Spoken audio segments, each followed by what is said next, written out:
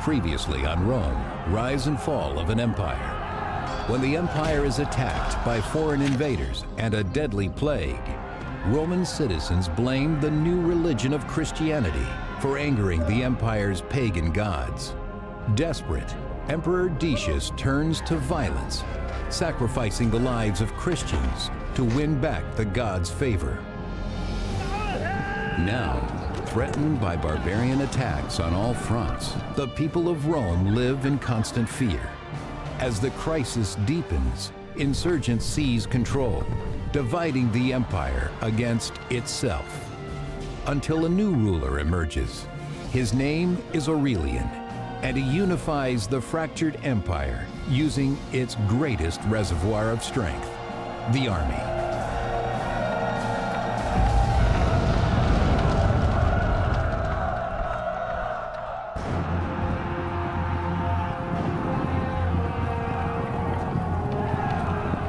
By the middle of the 3rd century, the Roman Empire is huge and relies on distant, isolated legions to protect every far-flung province.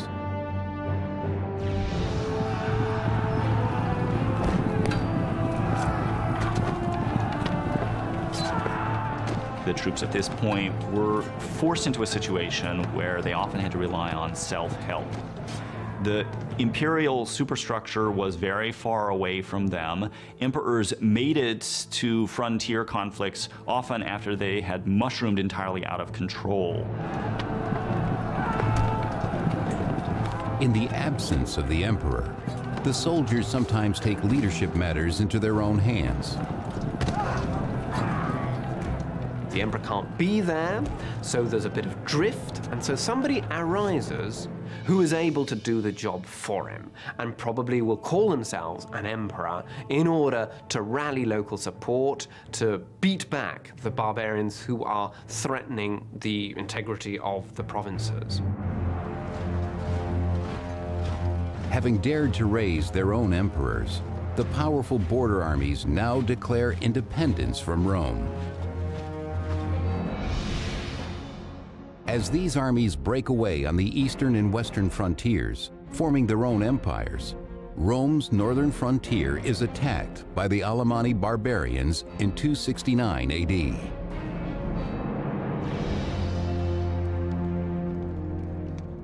In his palace in Rome, the true Roman Emperor Claudius II is troubled by this devastating assault on Roman soil. Enemies from the other side of the Alps did more than invade the Roman Empire. For the first time in an extraordinarily long time, they actually crossed the Alps into Italy. Claudius seeks the advice of his powerful cavalry commander, Aurelian, a man whose military discipline is described by the 3rd century historian Vopiscus. Aurelian, from his earliest years, was very quick of mind and famous for his strength. He never let a day go by without practicing the spear, the bow and arrow, and other weaponry. Aurelian's skills will soon be tested as news from the frontier worsens. Distraught refugees from northern Italy bear witness to the devastation. With this invasion, the danger of a mutiny within the army becomes even greater. If barbarian people threatened to invade, then the local people would simply proclaim emperor whoever happened to be the military commander in the region at the time. In order to keep the northern frontier from breaking away as well, Claudius must act quickly to stop the encroaching Alemanni forces.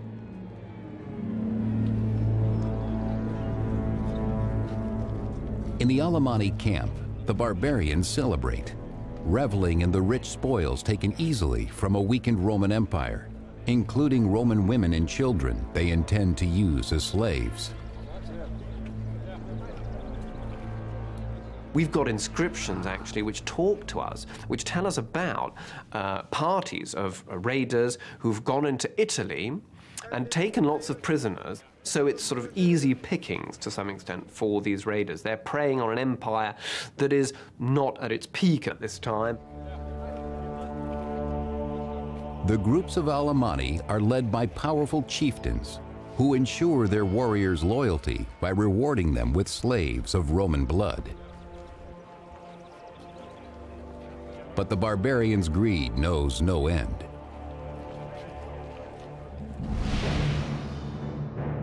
Emperor Claudius is forced to march his army from Rome, meeting the Alemanni warriors at Lake Garda in northern Italy.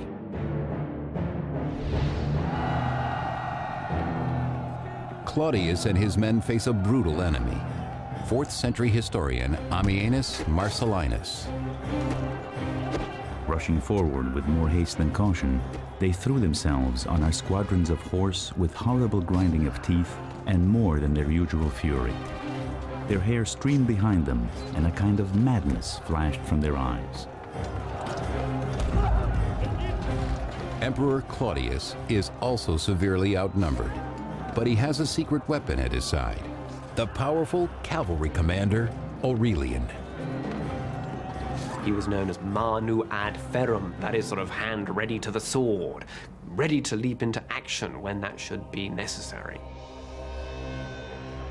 True to his name, Aurelian helps Claudius beat back the Alemanni, killing half their force and driving the rest back over the Alps.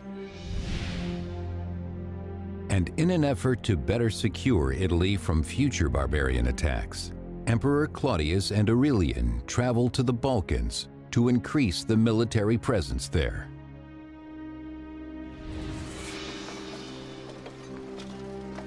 But while on campaign, Emperor Claudius contracts the plague.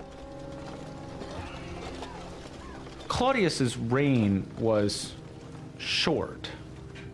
He ruled from 268 to 270. He had a signal military success in the year 269, heavily advertised at the time and much talked about later. But this success, the defeat of the Alemanni, is not enough to restore the empire. As Emperor Claudius's life slips away, it is clear that this task must fall on his trusted general, Aurelian.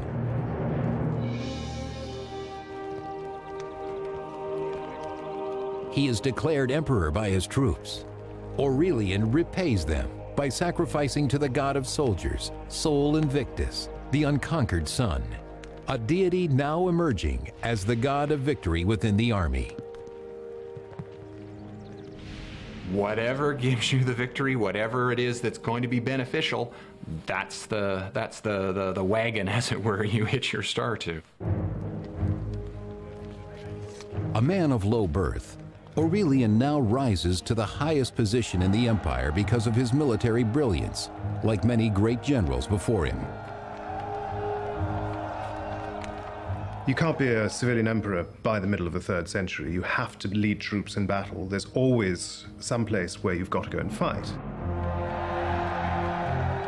Aurelian will need the loyalty of the soldiers and the strength of their god as he faces a familiar enemy. In 271 AD, the bloodthirsty Alemanni return, ravaging northern Italy and making it as far as Piacenza. Aurelian and his army race west to cut off the barbarians, sending ahead an offer to negotiate.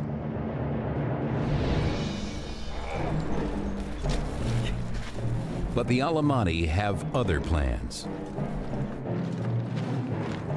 He invited the barbarians to give themselves up, but reportedly they replied that they were free men and they could show him how free men can fight. Sure enough, at dusk, in the wooded area south of Piacenza, they ambushed the Roman army, which suffered heavy losses. In the forest, the Roman soldiers are no match for the barbarians. Why was an ambush such a successful tactics against Roman troops? And largely the answer lies in the form of organization of the Roman armies. They were trained, the discipline consisted in training them to actually fight in a line, in a formation. And evidently you can do so only when the conditions are met where you can develop that formation, which is not the case in a wooded area. Needless to say, the barbarians knew that. Caught in a wooded trap, the Roman army is thrown into confusion and routed. For Aurelian, the defeat is devastating. The troops are, in some ways, very loyal to their own commanders, but they're also very fickle. So if an emperor is winning, they are happy to support him. Once an emperor starts to lose, then he's almost certainly done for. Aurelian rallies what troops have survived, praying that they will remain loyal. He needs them now more than ever to keep the Alemanni from reaching the city of Rome. When Rome's frontier armies break away from the rest of the empire, Emperor Aurelian's legions are left helpless against the fierce Alemanni barbarians now heading into the heart of Italy.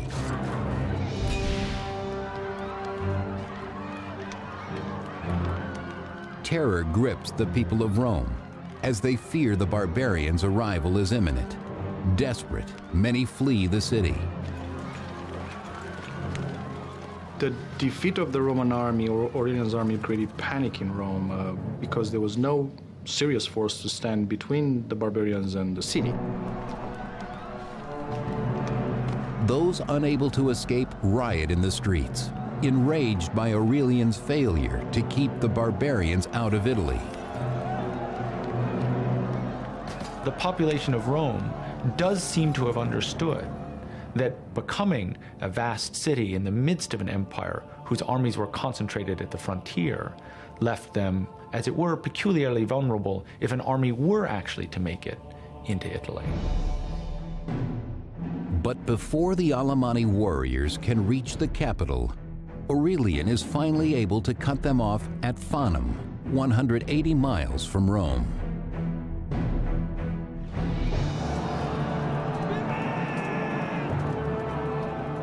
After his recent defeat, Aurelian must win back his army's loyalty with nothing less than absolute victory. Emperors had always relied upon the support of the army. And emperors may have presented themselves as champions of the Republic, but the reality, the underlying reality of imperial power is it always depends upon the army. Together, Aurelian and his soldiers teach their barbarian foes a lesson in Roman discipline. They learned now that whenever there was an opportunity for the Roman army to develop in tight formation, they had no chance. Overwhelmed, many barbarian warriors die a watery death in the Metaurus River.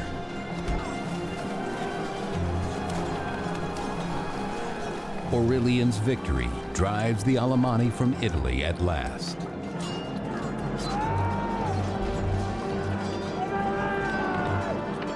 It's also regaining confidence, and no doubt his triumph served to boost morale at a time when it had been greatly shaken.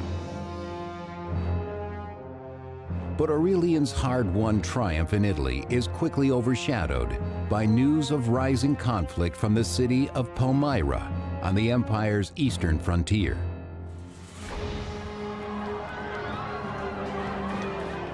For more than 10 years, beginning well before Aurelian's reign, foreign invaders struck hard against Rome's eastern provinces, including Palmyra, threatening to break through the weakening border. And this ongoing flow of populations, some of whom were highly militarized and used quite different tactics than the Romans were used to, caused very profound problems in the eastern provinces.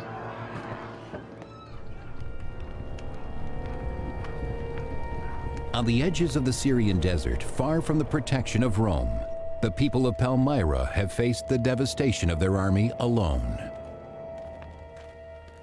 these opponents, they also are taking advantage of the absence of the emperor to take over, to roll back the frontiers, which they do successfully, and to extort payments from the Romans.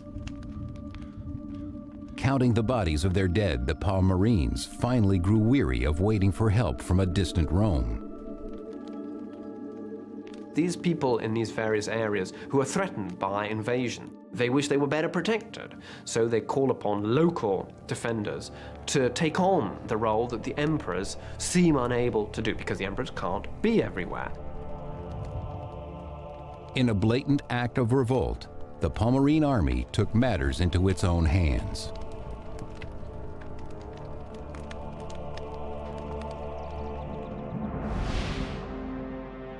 As a result, for the past decade, the eastern provinces have called themselves the Palmyrene Empire, breaking away from Rome. Now they make a direct threat against Emperor Aurelian by taking the fertile Roman land of Egypt.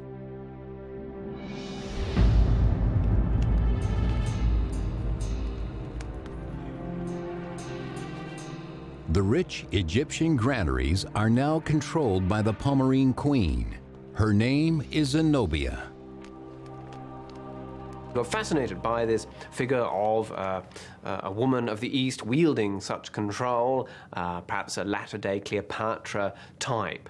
And incidentally, I mean, she did try to associate herself with Cleopatra. When they took over Egypt, she sought to sort of establish a connection in order to reconcile the Egyptians to her rule. With Egypt under her thumb, Zenobia basks in her power, ordering the granaries to stop shipments of grain to Rome, cutting off one of the empire's main sources of food. Italy was, of course, the affective heart of the empire. It was where the empire began. But Africa and Egypt had long been the breadbasket of the empire. That's where the agricultural wealth was concentrated. Queen Zenobia, with her loyal general Zubdus at her side, now holds the empire's grain hostage, sending a clear message to Rome that the Palmyrenes are powerless no more.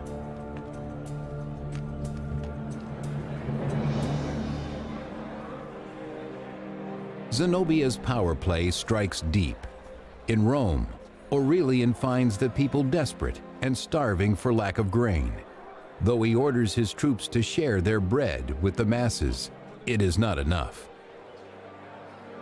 Naturally, Egypt was the granary of Rome, and therefore any interruption to the grain supplies to Rome was a huge threat to any emperor, particularly one who had already had strife to deal with in Rome.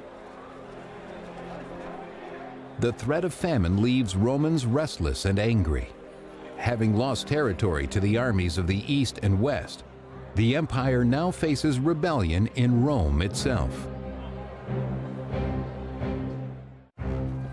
Having relieved Rome of the Alemanni barbarian threat, Emperor Aurelian faces a new crisis when the Palmyrene usurper, Queen Zenobia, stops shipments of Egyptian grain to Rome, threatening the city with starvation.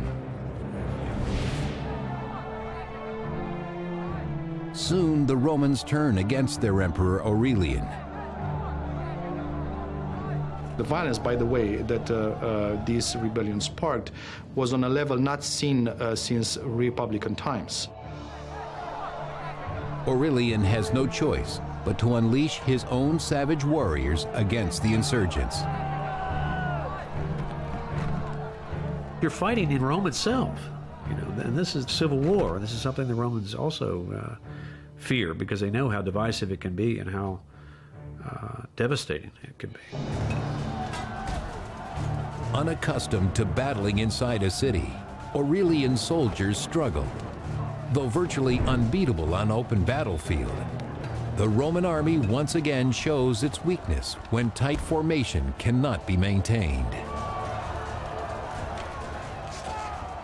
The actual war, the struggle itself, would have been in an urban context. And of course, for the Roman soldiers involved at Aurelian's disposal, this must have been highly unusual. I mean, ancient battles were not typically urban struggles, street by street fighting, and this is where your trained soldiers would have greater difficulty.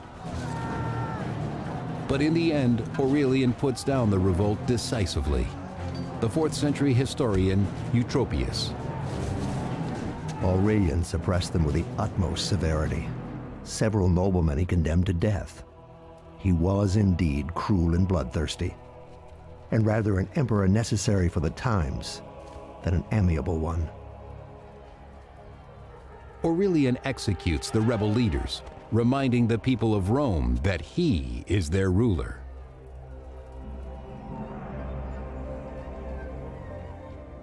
The emperor has crushed the resistance. He now rebuilds the city walls against external forces. Rome will be strong and safe in his hands. In the aftermath of the military crisis in northern Italy, at the start of his reign, the Emperor Aurelian provided that the city of Rome should be outfitted with a new set of walls. This was the first significant, really significant new set of walls built for the city of Rome since nearly 1,000 years before.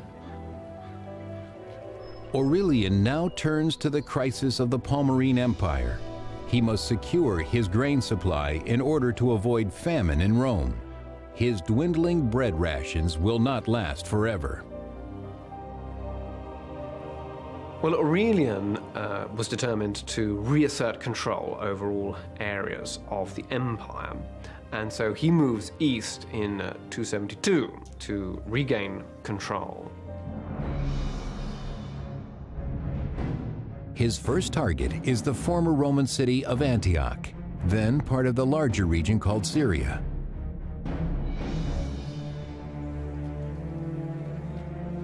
Antioch is a bustling city, invaluable to Rome as a wealthy center of trade. But now, under the control of the Palmyrene Empire, it becomes a safe haven for the fugitive queen Zenobia. Zenobia and her generals knew for sure that Antioch would be the first city, the first thing Aurelian would have to conquer upon entering Syria. So she barricaded herself in the city, and Zabdas drew the army in the Orontes plain to the west of Lake Antioch. Zenobia enjoys her prestige, happy to let her generals ready themselves for war just outside the city walls.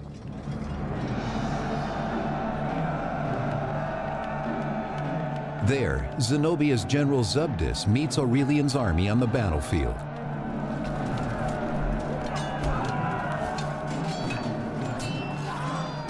You have walls of Romans moving in lines, man to man, fist to fist. You can't kill somebody until you look them in the eye. You've got arms getting cut off, hands getting cut off, damage to the neck, to the face. But as his infantrymen fall prey to the swords of the Palmyrenes, Aurelian knows his only chance is to outmaneuver General Zabdas. It is during this battle that Aurelian instructed his highly disciplined light cavalry to perform what later came to be known as the feigned retreat stratagem. Aurelian's light cavalry pretends to flee, tricking the Palmyrenes into giving chase, leaving the protection of the main lines behind them. At which point the Roman cavalry turned back and cut them to pieces. In any case, indeed, the Palmyrean cavalry was destroyed, and the road was open to Antioch. General Zabdas orders the surviving Palmyrene troops to retreat. Zenobia and her generals head toward Palmyra. Aurelian gives chase, determined to catch the queen before she reaches her home city.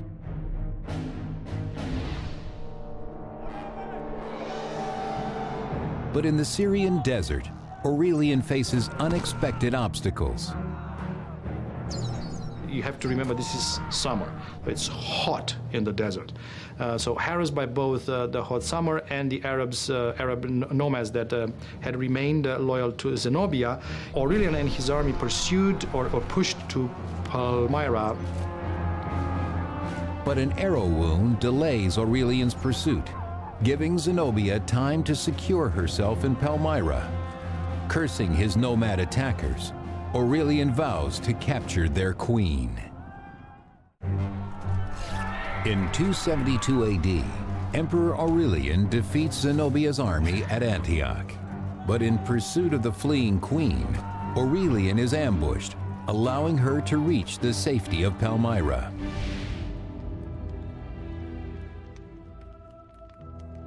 Now ordered to surrender by Aurelian, who has besieged the city, Zenobia writes him a scathing rebuke in the spirit of her model, Cleopatra. Whatever must be accomplished in matters of war must be done by valor alone. You demand my surrender as though you were not aware that Cleopatra preferred to die a queen rather than remain alive, however high her rank.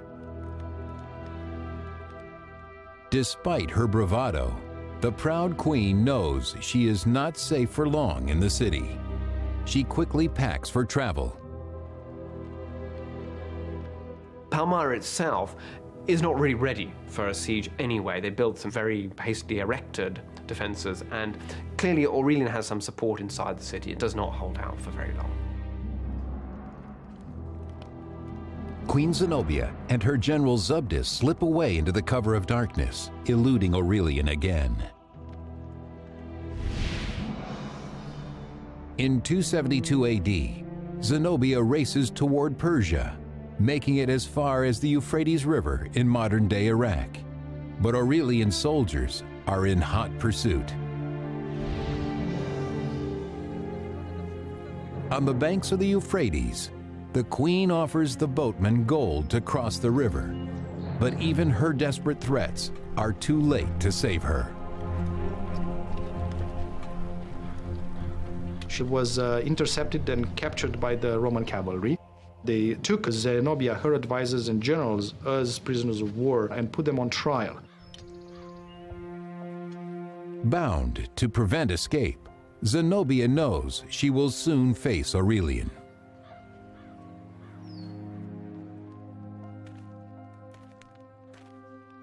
Having won back the throne of Palmyra, Aurelian finally confronts the rebel Zenobia, a woman whose boldness he can't help but admire.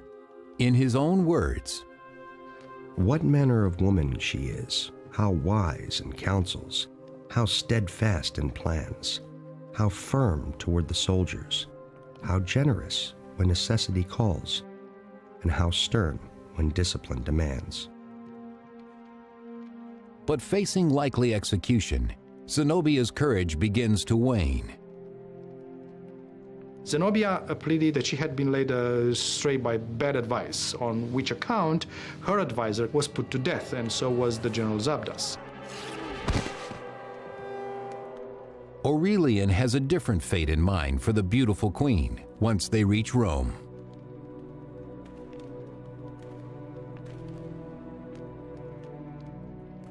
But before leaving Palmyra, Aurelian visits a temple where he will pay tribute to one god alone, the god of soldiers, Sol Invictus, who has ensured his victory on foreign soil.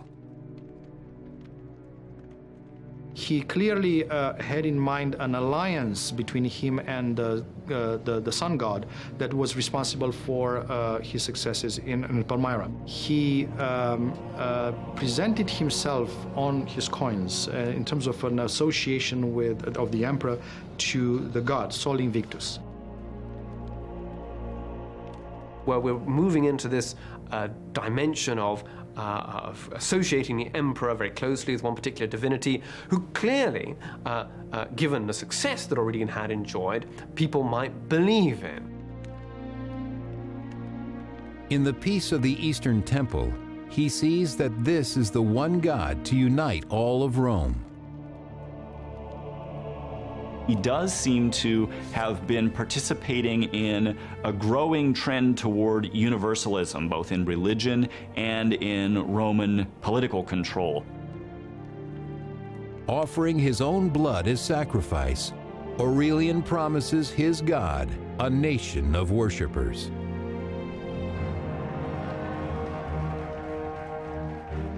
Having taken back the East and restored Rome's ration of free bread, Aurelian is welcomed back to Rome, a hero. It may have signaled to the Romans an end to what had been nearly a half-century of sequence of military catastrophe, followed by recovery, followed by catastrophe, followed by illusory recovery again. Aurelian has another purpose in Rome. He will use the riches taken from the East to establish the soldier's god, Sol Invictus, as the single deity of the empire. Work soon begins on a new temple. He actually put the new cult on a par with the official state religion in Rome. He built a magnificent temple for Sol in Rome, which he furnished with the spoils from Palmyra. But religion must wait for now. Aurelian has more battles to fight before the empire is fully restored. To the north, the Roman territories of Gaul and Britain have fallen under the unlawful rule of a mutinous Roman army that calls their dominion the Gallic Empire.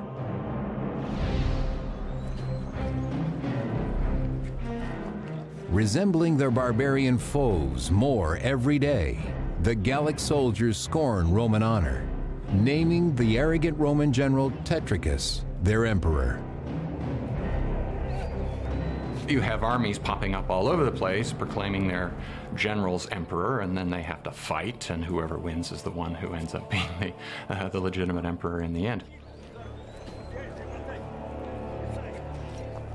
The separation of the Gallic Empire was, of course, frightening for Romans. It was a major loss. It was humiliating to have such a significant portion of the traditional Roman Empire in another man's hands. Emperor Aurelian quickly moves to take back the Gallic lands and restore the empire to its former glory. All that stands in his way is Tetricus and the Gallic army.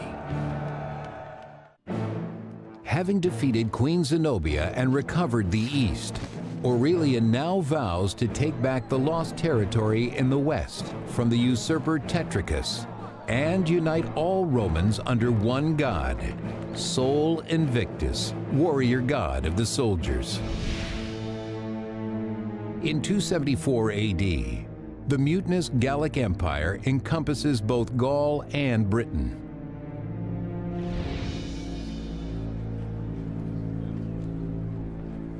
There, the soldier Emperor Tetricus and his army have become indistinguishable from their barbarian enemies. Undisciplined, they revel in the torment of their prisoners.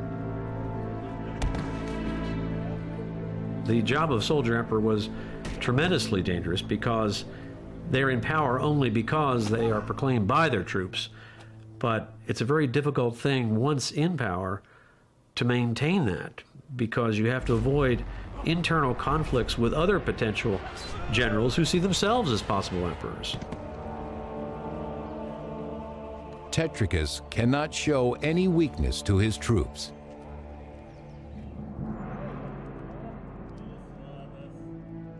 But in the privacy of his palace, Tetricus consults his advisors, trying to determine where his next rival will come from. Tetricus himself had survived over the previous several years a number of internal disputes, some actually leading to considerable bloodshed among rival leaders in the Gauls. He plans to someday leave his kingdom to his son, establishing a dynasty in his own name. But reports of a new challenger now threaten to destroy this dream. It seems to have been clear to him that in the aftermath of his success in the East, Aurelian was going to and was already marching on Gaul in an attempt to reintegrate Gaul into the Roman Empire. With news of Aurelian's approach, the volatile Tetricus blames his advisors, lashing out at everyone around him. In 274 AD, Aurelian marches to Chalons, Gaul, in modern-day France, to face Tetricus and win back the western territories for Rome.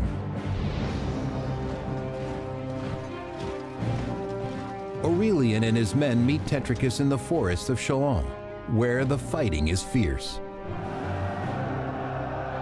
Aurelian's army probably contained more cavalry than traditional imperial armies had up until now. As for Tetricus's army, well, there were still important legions along the Rhine guarding these areas. It would have been a battle between forces, much similar forces with similar equipment at their disposal, and therefore all the bloodier and more devastating for the armies involved. It is Tetricus's army that now bears the brunt of Aurelian's vengeance.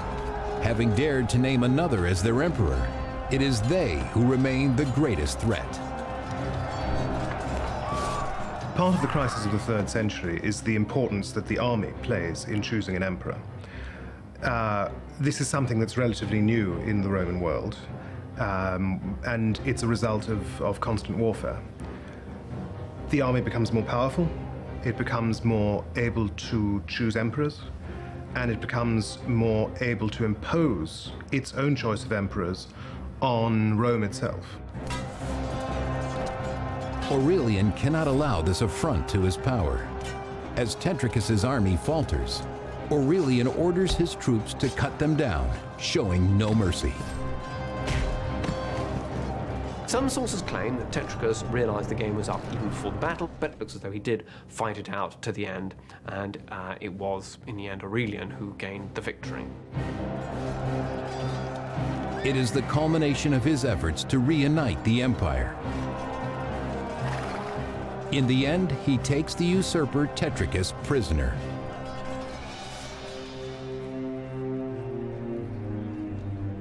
And as with Queen Zenobia of Palmyra, Emperor Aurelian spares Tetricus's life.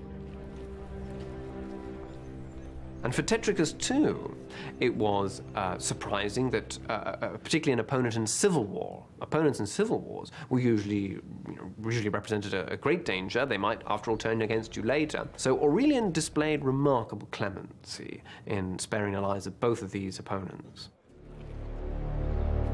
Tetricus's Gallic army is not so lucky, for it is they who have raised a rival emperor in the West, and now they will pay the ultimate price for their treason. Aurelian was a great disciplinarian, it seems. He tolerated no mutinies on the part of soldiers. He drove them hard, but was respected by them. To maintain his own soldiers' respect, Aurelian knows his punishment of the captured Gallic soldiers must be brutal and complete. Not one is spared. Aurelian was both a successful military commander, and in some respects, as perhaps one had to be, a fairly savage one. And yet, his treatment of Tetricus was remarkably generous. It is in this generous spirit that Aurelian returns victorious to Rome.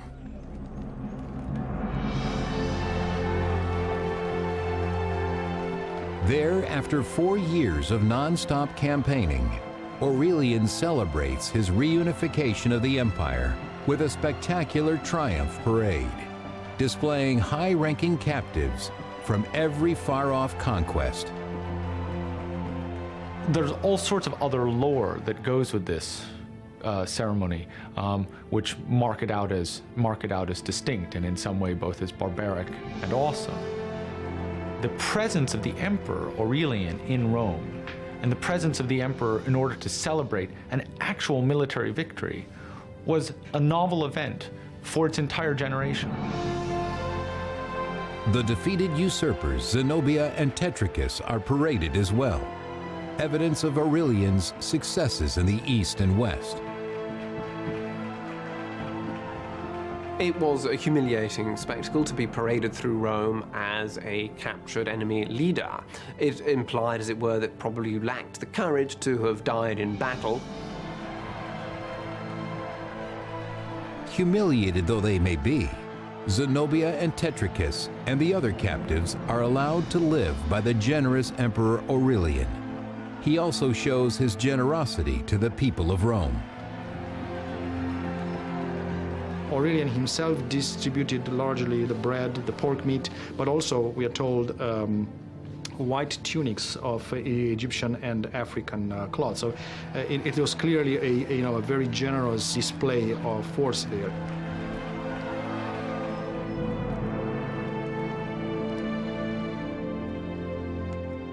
Grateful in his triumph, Aurelian consecrates the temple he has built for the god of soldiers, Sol Invictus, whose power and favor he believes have made him invincible. Many scholars believe simply that this was trying to enforce conformity among the peoples of the empire for political purposes and also for religious purposes, and those two things are not that easily separated in the mind of a Roman. Aurelian decrees this day, December 25th, will be celebrated each year as the birthday of Sol Invictus. Later emperors, also seeking to unite Rome with religion, will adopt this date for the birth of Jesus Christ. Even now, over 1,700 years later, this once pagan holiday is celebrated as Christmas around the world. Throughout the empire in the 3rd century, there's clearly a movement towards monotheism, towards different cults that believe in a single god, and sometimes in a single redeeming god.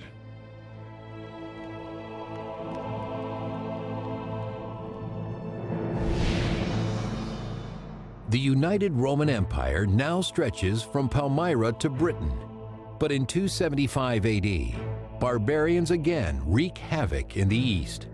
Aurelian marches his army to Thrace to prepare for battle.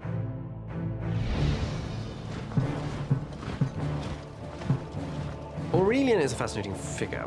He was a very energetic and dynamic individual. If you think of all the places in which he campaigned in his life, he must have had tremendous energy. It is this drive and energy that earn him the loyalty of his troops. Aurelian is very successful as a military leader. He knows his troops. He works very effectively with them. I'm sure he rewards them on a regular basis. He can, I think, depend on a significant ongoing support from the soldiers. They trust him. You know, they see him as their leader. Having brought these soldiers the glory and honor of unimaginable victory, Aurelian never suspects the betrayal that festers among their ranks.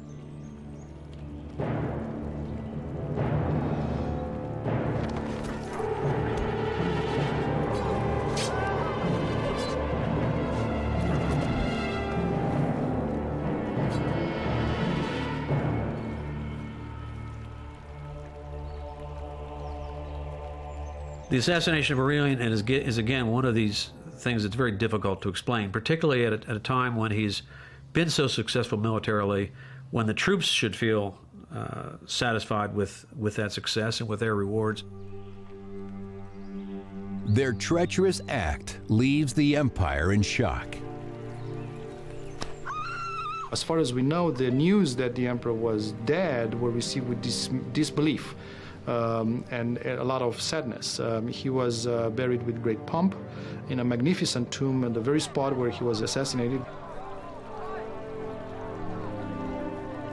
Rome mourns the loss of a great emperor, one who has saved the empire from certain collapse. I think Aurelian's importance lies in the fact that it's the beginning of the Roman recovery, of the, as it were, the central Roman machine coming back to life, and he managed to reunite the empire, to bring it all under his central control. But in the end, not even the god of soldiers could protect him from the swords of traitors. And the empire he had worked so hard to unite fragments again. Next on Rome, rise and fall of an empire. Inheriting an empire ravaged by barbarians and torn apart by rival emperors, one man will emerge victorious. His name is Constantine. Fighting under the banner of a new god, he brings unity to a divided Roman Empire.